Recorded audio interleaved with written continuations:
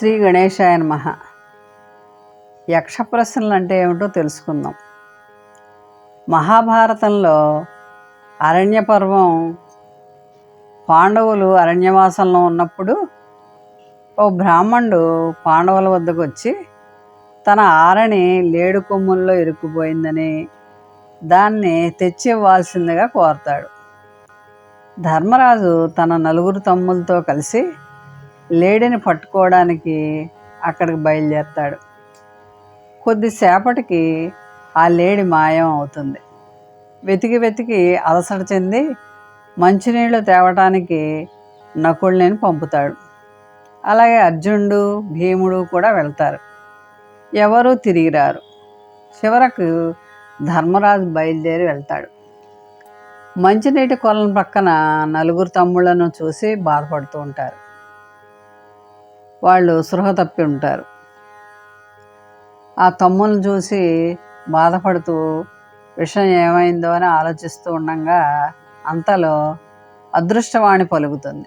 తాను యక్షుణ్ణని, తన సరస్సు తన అధీనంలో ఉందని, తాను అడిగిన ప్రశ్నలకు సమాధానం చెప్పి దాహం తీర్చుకోబోయినందువల్లే తన తమ్ములకి ఈ దుస్థితి కలిగిందని తెలియజేస్తాడు యక్షుడు. ధర్మరాజుని నీవైనా నా ప్రశ్నలకు సమాధానం చెప్పి దాహం తీర్చుకోమని యక్షుడు చెప్తాడు. ధర్మరాజు సరే అని పలుకుతాడు. ఆ ప్రశ్నలనే యక్ష ప్రశ్నలు అంటారు. ధర్మరాజుని పరీక్షించేందుకు యమధర్మరాజు యక్షుడి రూపంలో 72 చిక్కు ప్రశ్నలు వేస్తాడు. వాటికి ధర్మరాజు సమాధానాలు చెప్తాడు.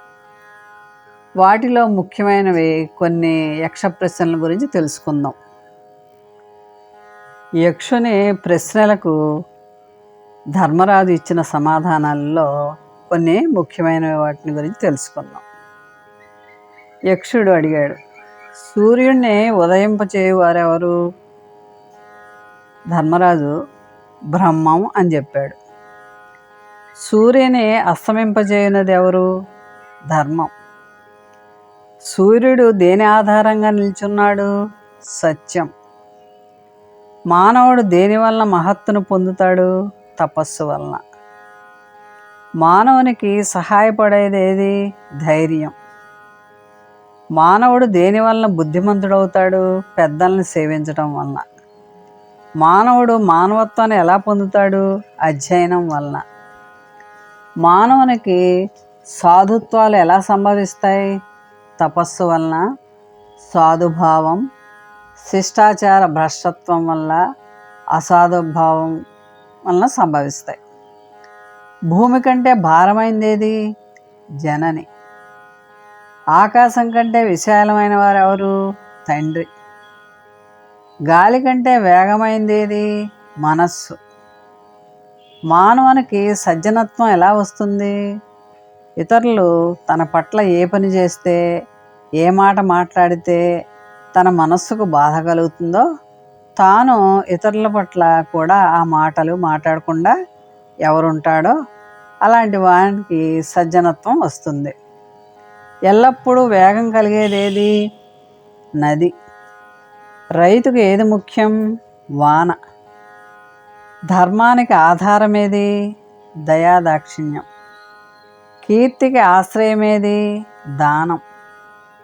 మనిషి దేనివల్ల సంతోషిస్తాడు? దానం. లాభాల్లో గొప్పదేది? ఆరోగ్యం. ధర్మాల్లో ఉత్తమైందేది? అహింస. లోకానికి దిక్కు ఎవరు? సత్పురుషులు. లోకాన్ని కప్పి ఉన్నదేది? అజ్ఞానం. తపస్సు అంటే ఏమిటి? తన వృత్తి కులధర్మం ఆచరించటం. జ్ఞానం అంటే ఏమిటి? మంచి చెడ్డల్ని గుర్తించగలగటం. దయ అంటే ఏమిటి? ప్రాణులన్నిటి సుఖము కోరటం. దుఃఖం అంటే ఏమిటి? అజ్ఞానం కలిగి ఉండటం. ధైర్యం అంటే ఏమిటి? ఇంద్రియ నిగ్రహాన్ని కలిగి ఉండటం. స్నానం అంటే ఏమిటి? మనస్సులో మాలిన్యం లేకుండా చేసుకోవటం. పండితుడు అంటే ఎవరు? ధర్మం తెలిసినవాడు. అహంకారం అంటే ఏమిటి? అజ్ఞానం. నరకం అనుభవించేవారెవరు? ఆశ పెట్టి దానం ఇవ్వనివాడు, వేదాల్ని, ధర్మశాస్త్రాల్ని, దేవతల్ని, పితృదేవతల్ని ద్వేషించేవాడు, దానం చేయనివాడు. బ్రాహ్మణత్వం ఇచ్చేదేమిటి? ప్రవర్తన మాత్రమే. ఎవడు సంతోషంగా ఉంటాడు? అప్పు లేనివాడు, తనకున్న దానిలో తిని తృప్తి చెందేవాడు ఎప్పుడు సంతోషంగా ఉంటాడు. లోకంలో అందరికన్నా ధనవంతుడెవరు? ప్రియము, అప్రియము, సుఖము, దుఃఖము మొదలైన వాటిని సమానంగా చూసేవాడు. స్థితప్రజ్ఞుడని ఎవరినంటారు?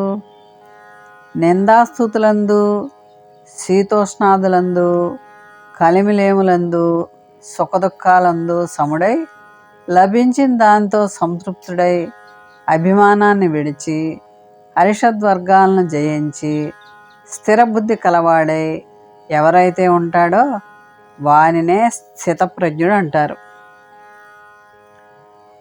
అప్పుడు యక్షుడు, ధర్మనందన, నీ జవాబులు నన్ను ఆనందపరిచినాయి. నీ తమ్ముల్లో ఒకరిని బ్రతికిస్తాను, ఎవరిని బ్రతికించాలో చెప్పు అంటాడు. అప్పుడు ధర్మరాజు, నకులని బ్రతికించు అంటాడు. యక్షుడు ఏమంటాడంటే, భీమార్జునులను వదిలి ఈ నకుల్ని ఎందుకు ఎంచుకున్నావు అని ప్రశ్నించగా, ధర్మరాజు, మాద్రి, కుంతి అని 2 తల్లులు మాకు. కుంతి కొడుకుల్లో జ్యేష్ఠుడైన నేను బ్రతికున్నాను, కావున మాద్రి సుతుల్లో కూడా జ్యేష్ఠుడు ఉండాలి కదా, అందువల్ల నేను నకుల్ని బ్రతికించమని అడిగాను. అప్పుడు యక్షుడు, ధర్మరాజా, అర్ధకామాల కంటేను దయాధర్మాలకే ప్రాముఖ్యతనిచ్చావు కనుక నీ తమ్ముళ్ళు 4 బ్రతికిస్తున్నాను అన్నాడు యక్షుని రూపంలో ఉన్న యమధర్మరాజు. ఆ మాటలకు ధర్మరాజు ఎంతో ఆనందించాడు. మహాభారతాన్ని శ్రీ మహావిష్ణు అవతారమైన వేదవ్యాస మహాముని రచించాడు. మహాభారతానికి 4 వేదాల తర్వాత అంతటి పవిత్రత, ప్రాముఖ్యత గల గ్రంథం అనే ప్రఖ్యాతి కూడా ఉంది. అందుకే దీన్ని పంచమవేదం అన్నారు. ఈ మహాగ్రంథం ఒకటే భారత జాతి విశిష్టతని చూపగలదు. కొన్ని వేల సంవత్సరాల నుండి భారత జనుల్ని ఉత్తేజపరుస్తూ, కర్తవ్య బోధ చేస్తూ, భారతీయ భావాధారకు ఆధారమైన విభిన్న మహత్తర గ్రంథం ఈ మహాభారతం. ఈ మహాభారతంలో పాండవులు 5గురిలో ధర్మరాజు తన తమ్ములను ఏ విధంగా ప్రేమానురాగాలతో చూస్తాడో, అన్నదమ్ముల యొక్క అనుబంధాన్ని గురించి తెలుసుకుని అన్నదమ్ములు ఐక్యమత్యంగా ఉండాలని తెలియజేస్తోంది. మోహన్వాణి ఛానల్ వారికి ధన్యవాదాలు. వినండి, వినిపించండి, వింటూనే ఉండండి. మోహన్వాణి తెలుగు పోడ్కాస్ట్ వింటున్న శ్రోతలందరికీ హృదయపూర్వక ధన్యవాదాలు. వినండి, వినిపించండి, వింటూనే ఉండండి. మోహన్వాణి తెలుగు పోడ్కాస్ట్ మీరు వింటున్నారు. మోహన్వాణి. మా కార్యక్రమాలు మీకు నచ్చితే ఇప్పటివరకు మా ఛానల్కి సబ్స్క్రైబ్ చేసుకోకపోతే వెంటనే ఈ క్షణమే సబ్స్క్రైబ్ చేసుకుని ఆ పక్కనుండే బెల్ బటన్ని మ్రోగించి అందరికీ షేర్ చేసి మీ విలువైన కామెంట్ను కూడా చేసి మమ్మల్ని ప్రోత్సహిస్తారని కోరుతున్నాను.